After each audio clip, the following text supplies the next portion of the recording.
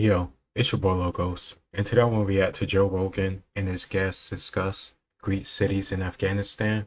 I think this is a useful topic to react to because in the black community, we seem to have this, I don't know, focus and misunderstanding about history because we seem to only focus on slavery and the civil rights era. We can't seem to understand that wars happen in history or ancient history and that Egypt wasn't always ran by Africans or dark skinned people. There is credible evidence that, Alexander the Great existed and he conquered Egypt, and Cleopatra is not black, but she's Greek. I mean, there's written history of it.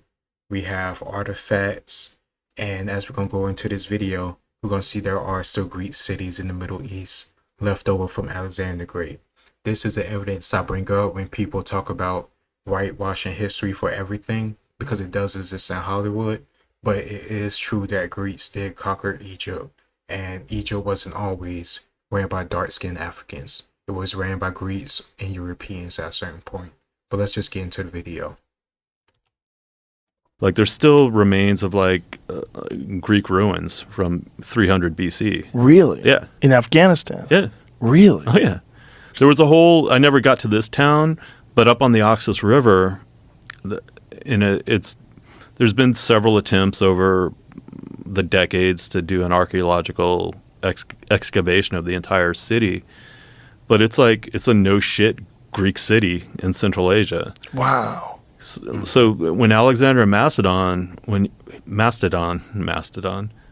Alexander of Macedon, Alexander the Great. yeah, was his campaign in Asia. So he pushed all the way to the Indus River, but what he would do along the way is establish Alexandrias. So you know Alexandria in Egypt, but there's multiple Alexandrias. Like the etymology of Kandahar, the town in Afghanistan, is, if you go back, it was Iskandahar, and Iskandahar literally means Alexandria. That was one of the Alexandrias. Wow. That he established in Central Asia and all over Persia and Asia Minor, and that was the thing. So it was a way to kind of maintain a foothold in that part of the world, like build a city, establish like a Greek education system to educate the locals in the Greek model. From my understanding, from my memory, I think Alexander was purposely trying to mesh the Egyptian and the Greek culture together, but intermarriage among the hierarchy or aristocracy. Unless I'm getting that confused with Roman history, but from my memory, I'm pretty sure Alexander the Great purposely tried to do that because he really did admire Egyptian culture, because it was standing for thousands of years.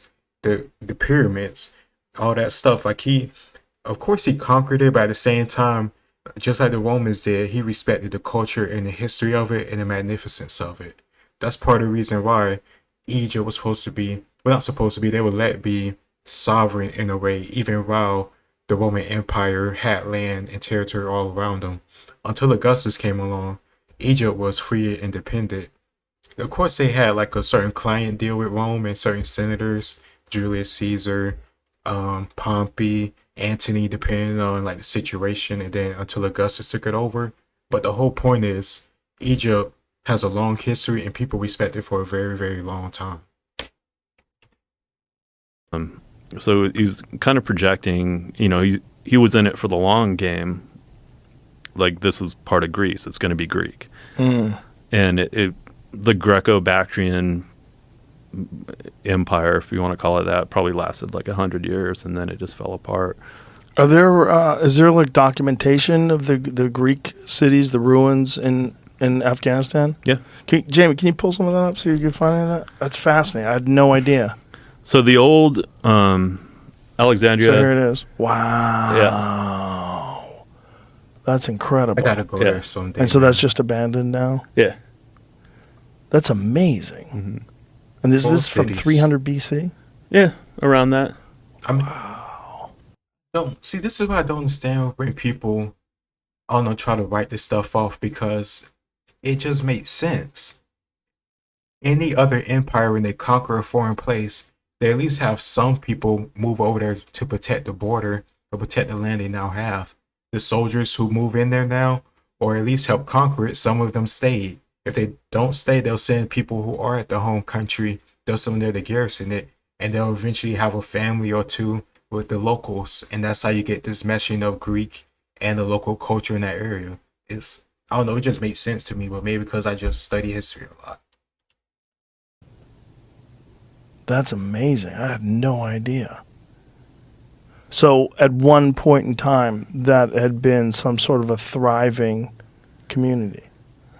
Yeah, the city on the Oxus, Icenoom. See where it says Icenoom, Wikipedia? That was the city on the Oxus. Wow. Yeah. Wow. So they had an amphitheater. Yeah, it was a full-on Greek city. Yep. That's incredible. Yeah. That is wild. And so how did they maintain it, and how did it collapse? I mean, I don't know. Look at that. That's it could intense, be a number. man. It could be a number of things, like 300 BC. That's after the Sea Peoples, from my memory. That's after the Sea People invasion just wiped out the coast of the Mediterranean, including Egypt, Greek city-states. But that was like a few hundred years, like in the past already. Around 300 BC, I would just say just collapsed over time. It could collapse due to the warfare of Alexander the Great's generals after Alexander the Great's death, because after he died, his like generals, I can't remember the exact name they gave to him because I haven't been like reading up on Alexander the Great history or Greek history as much lately. Much more Roman and much more closer to modern era history. But from my memory, it's completely possible that got like conquered or controlled by a different general than the one that originally had control over that area. Because after Alexander the Great died, Egypt, Syria, modern day Turkey, and I think some parts of Greece, all that shit got broken up. And even to like the east of Syria today, that got taken over by generals of Alexander the Great, all those different territories, because he said whoever be the strongest should get the whole empire. But you know, people not gonna agree who's the strongest, they're gonna fight it out. But I think that's what Alexander the Great intended, because he was a little bit crazy too. But that's up north in Kunduz. What is that statue, Jamie, where it says a history? Yeah. It's a Buddhist statue. Yeah, It's a Buddha statue. the Buddha's of Bamiyan. Like the Taliban blew those up. Oh, right. Fuck. What a bummer. Yeah. How old were those? That I'm not sure. Oh yeah, I love that monument. But there's a lot of historians think that like the Vedas and Buddhism kind of started like more in the Afghanistan area. Really? Yeah. No kidding. The Vedas. Yeah. Wow. Look at all these Beautiful. Buddhas. Yeah. There's I tons didn't know of about this. there's some really cool. So there was this really interesting period of history of Greco-Buddhism in Central Asia. There was one of the Greco-Bactrian kings, Menander, actually converted to Buddhism, and there was this brief moment of brief period of Greco-Buddhism in Central Asia, and so the Buddhas that were carved, Wow, I've never so seen they're that carving before. statues of the Buddha and stuff, but it's in this total Greco-Roman style, so they're beautiful pieces of art, and it's literally a Greek Buddha. You know, you look at it stylistically, and it's like, I can't react to that because that's definitely not related to the other stuff on the channel. But once I start my history channel, I definitely have to find that video and go over that stuff because I didn't know about any of that. that's Greek, but it's a Buddha, and it's cool, you know, flash in the pan of history. You know, See if you can over find there. any images of that. Are those all gone? The Taliban blow them all up? No, I mean these. So there's actually some at the Met New York that I've seen. I've seen some at the National Museum in Kabul.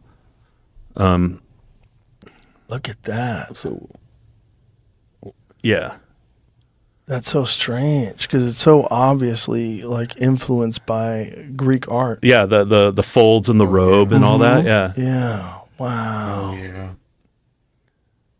Wow. Just really, really cool, really interesting. Human I've civilization seen is that so before. bizarre. The rise and fall of these empires Hmm. and these Hmm. civilizations, and for you to go and visit it in the middle of combat must have been particularly bizarre. Yeah, like I would try to get in, do my share of, for lack of a better term, like tourism. Mm. Like I went to the Old Citadel outside of Kandahar, where you right now when you're on the ground it doesn't look like anything, but if you go to like Google Earth, you can see the old outline of the city walls, and you could see the citadel in the middle, and it's like it's still there, the remains of it. Um, Mm.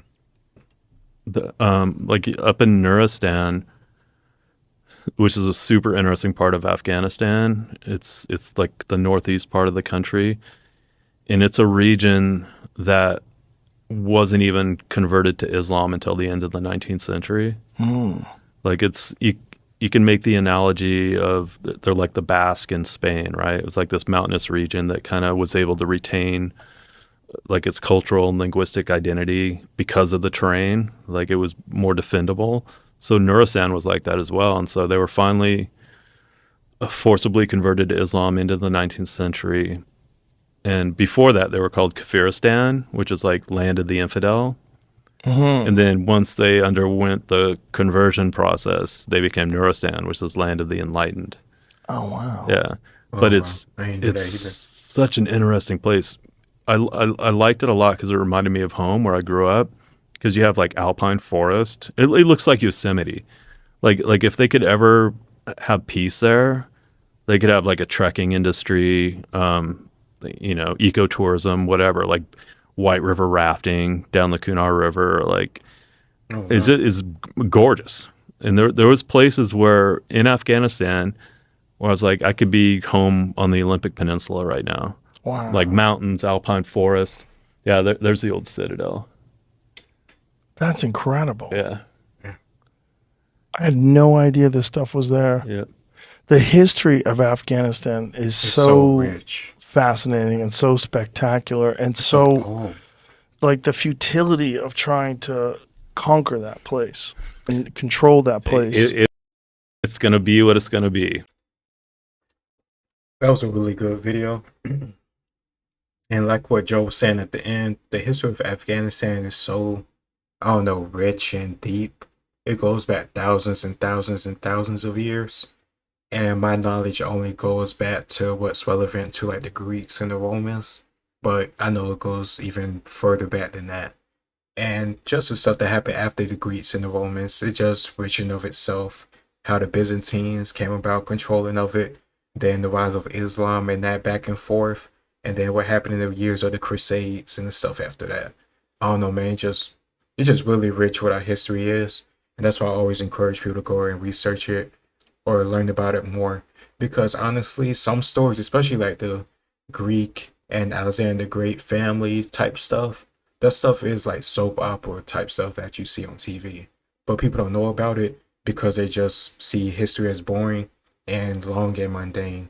But if you can like take some time and get into it and find some stuff that you like, you can find a whole bunch of rich stories and climaxes and endings and beginnings that you never knew before. And the most fascinating thing about it is that it's part of our history. And I was a human being just like you and me who experienced it all and was able to have the tale written down about it. And it also makes you think about all the other stuff you don't know that wasn't able to be written down before people had a knowledge of literacy or due to conquests and losing battles and wars, then all the shit destroyed. Like the Mongols did in the Middle East to the Charismian Shah. Shout out to Dan Carlin. It's your boy Logos, and I'll see y'all next time.